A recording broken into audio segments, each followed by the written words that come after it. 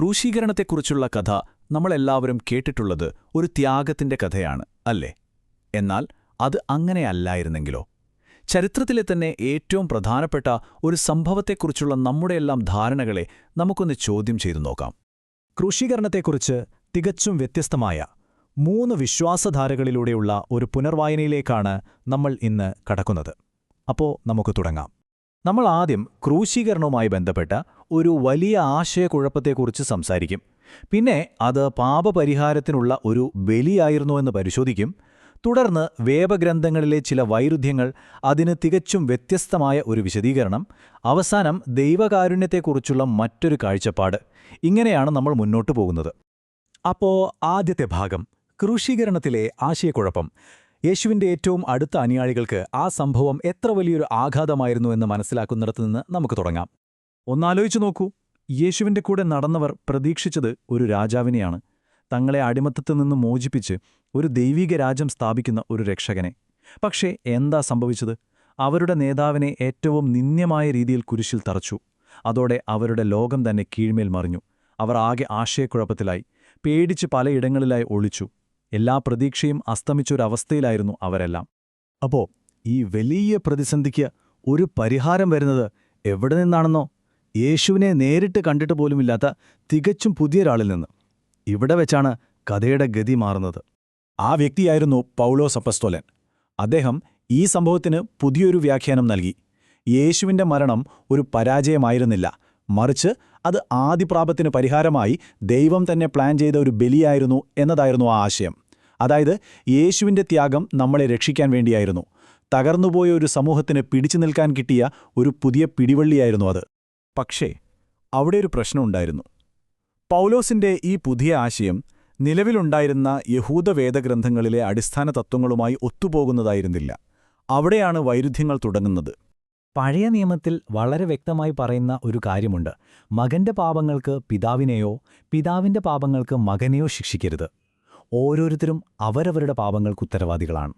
ഇതിന്റെ അർത്ഥം വളരെ ലളിതമാണല്ലേ? ഒരാളുടെ പാപത്തിന്റെ ഭാരം മറ്റൊരാൾക്ക് ചുമക്കാനാവില്ല. ഈ താരതമ്യം ഒന്ന് നോക്കൂ. യഹൂദ നിയമം നരബലി കണിശമായി വിലക്കിയിരുന്നു. എന്നാൽ പൗലോസിന്റെ വ്യാഖ്യാനത്തിൽ യേശുവിന്റെ ബലിയാണ് ഏറ്റവും പ്രധാനം.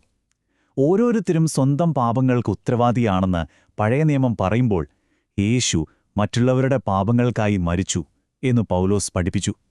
ഈ വൈരുദ്ധ്യങ്ങൾ കാരണം അന്നത്തെ പല യഹൂദന്മാർക്കും ഈ പുതിയ കാഴ്ചപ്പാട് സ്വീകരിക്കാൻ കഴിഞ്ഞില്ല. ഇനി നമ്മൾ ഈ സംഭവങ്ങളെ തികച്ചും വ്യത്യസ്തമായ ഒരു കോണിലൂടെയാണ് നോക്കാൻ പോകുന്നത്.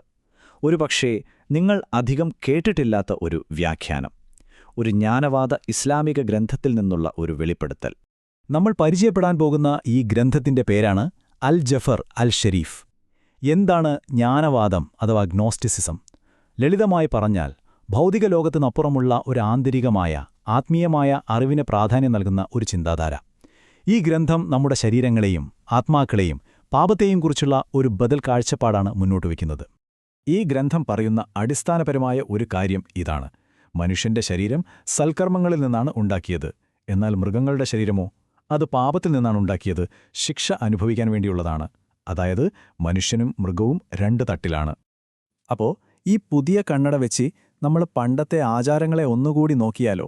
പുരാതന യഹൂദ അനുഷ്ഠാനങ്ങൾക്ക് ഇതിലൂടെ എന്തു പുതിയ അർത്ഥമാണ് കിട്ടുന്നതെന്ന് നോക്കാം. പണ്ട് പാപപരിഹാരത്തിനായി ഒരു ആടിനെ ബലി കൊടുക്കുന്നൊരു ചടങ്ങുണ്ടായിരുന്നല്ലോ. ഈയൊരു കാഴ്ചപ്പാടിൽ അതിന് വളരെ വ്യക്തമായൊരു വിശദീകരണം കിട്ടുന്നുണ്ട്. നോക്കൂ, ആളുകളുടെ പാപങ്ങൾ ഒരു ആടിൻ്റെ മുകളിൽ വെക്കുന്നു. കാരണം ആടിൻ്റെ ശരീരം പാപത്തിൽ നിന്ന് ഉണ്ടാക്കിയതുകൊണ്ട് അത് പാപം ചുമക്കാൻ ഏറ്റവും യോജിച്ച ഒന്നാണ്. എന്നിട്ട് ആ ആടിനെ മരുഭൂമിയിലേക്ക് ഓടിച്ചുവിടുന്നു. അതായത് പാപത്തെ അതിൻ്റെ ഉറവിടമായ സാത്താനിലേക്ക് തന്നെ തിരിച്ചേക്കുന്നു. ഈ ആചാരം ഒരു കാര്യം ഉറപ്പിക്കുന്നു: പാപത്തിൻ്റെ വാഹനം മൃഗങ്ങളാണ്, മനുഷ്യരല്ല. ഇനി ഈ ഗ്രന്ഥം തരുന്ന ഏറ്റവും ഞെട്ടിക്കുന്ന ഒരു വെളിപ്പെടുത്തൽ കേൾക്കൂ.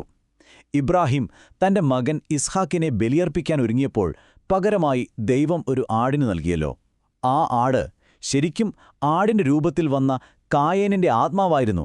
അതായത് അതൊരു പുണ്യാത്മാവിൻ്റെ ബലിയായിരുന്നില്ല, മറിച്ച് ഒരു പാപിക്കുള്ള ശിക്ഷയായിരുന്നു.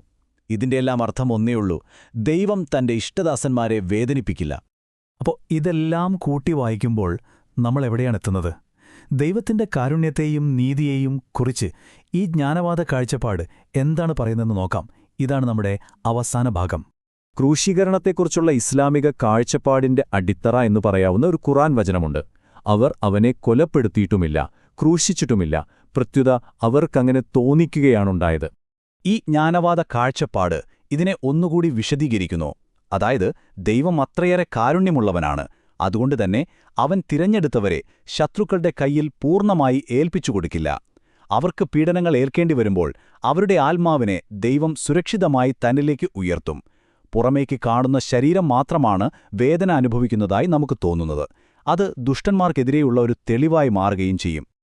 അപ്പോ ചോദ്യമിതാണ്, ദൈവിക നീതി എന്നത് നമുക്കുവേണ്ടി മറ്റൊരാൾ ത്യാഗം സഹിക്കുന്നതിന്റെ കഥയാണോ, അതോ തന്റെ പ്രിയപ്പെട്ടവർക്ക് ദൈവം തന്നെ നേരിട്ട് നൽകുന്ന പരമമായ സംരക്ഷണത്തിന്റെ കഥയാണോ? ഈയൊരു ചോദ്യം നിങ്ങൾക്കായി വിടുന്നു.